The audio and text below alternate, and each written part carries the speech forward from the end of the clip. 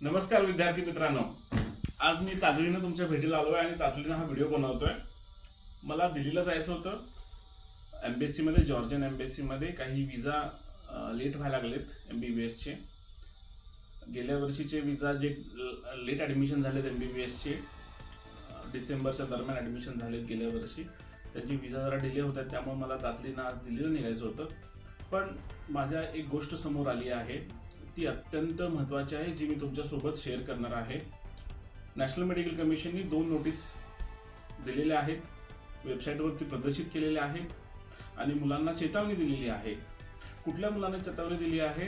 जे आता नीट ॲस्पिरंट आहेत आणि ह्या वर्षी MBBSला परदेशामध्ये ॲडमिशन घेऊ इच्छितात आणि गेल्या वर्षी किंवा त्याच्या गेल्या वर्षी ज्यांनी बाहेरच्या देशामध्ये ॲडमिशन घेतले, खास करून त्यांच्यासाठी हा व्हिडिओ मी बनवत आहे। विद्यार्थी मित्रांनो, आपलं कुठलंही शैक्षणिक नुकसान होऊ नये। आपले आई वडील आपल्याकडे इतका चांगला पैसा खर्च करतात, कष्ट करून पैसा खर्च करतात आणि आपल्याला बाहेर पाठवतात आणि बाहेर गेल्यानंतर जर एखादी कंपनी तुम्हाला फसवून बाहेर घेऊन जाते आणि अशा कॉलेजमध्ये घालते, जे कॉलेज आपल्या नॅशनल मेडिकल कमिशन म्हणजेच नॅशनल मेडिकल कमिशन हे भारतातील सर्व MBBS ॲडमिशन आणि भारताबाहेरचे सर्व MBBS ॲडमिशन वरती नियंत्रण ठेवते। नॅशनल मेडिकल कमिशनने 18 नोव्हेंबर 2021 रोजी नियम घालून दिलेले आहेत MBBS इन अब्रॉड, म्हणजे जे कोणी विद्यार्थी MBBS अब्रॉड करणार आहेत त्यासाठी काही नियम घातलेत।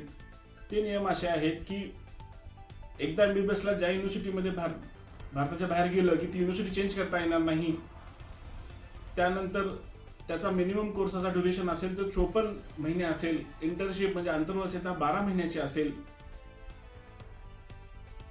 आणि त्या विद्यार्थ्यांनी त्याच देशामध्ये MBBS करण्याची परवानगी असली पाहिजे, एलिजिबिलिटी पाहिजे, असे नियम घालून दिलेले आहेत। तर आता NMCच्या लक्षात आलेलं आहे, कारण की उझबेकिस्तान या देशामधून 4 मेडिकल कॉलेज, त्या 4 मेडिकल कॉलेजच्या तक्रारी आलेल्या आहेत, NMCला मिळालेल्या आहेत, नॅशनल मेडिकल कमिशन दिल्लीला मिळालेले आहेत, जिथे ह्या नियमांचं उल्लंघन केले गेलेलं आहे। त्याच्यामुळे NMCने 2 नोटीस पाठवलेल्या आहेत, 2 नोटीस जारी केलेल्या आहेत। एक 3 एप्रिलला आणि त्याच्या अगोदर 1 एप्रिलला, अशा 2 नोटीस लागोपाठ दिलेल्या आहेत आणि त्यांनी सांगितलंय की ह्या 4 मेडिकल कॉलेज मधल्या मुलांना एलिजिबल ठरवता येणार नाही, म्हणजेच त्यांचं MBBS व्हॅलिड नसणार आहे MBBS केल्यानंतर। ही फार मोठी धक्कादायक आणि शॉकिंग न्यूज आहे विद्यार्थी मित्रांनो, सगळ्यांनी लक्षात घ्या।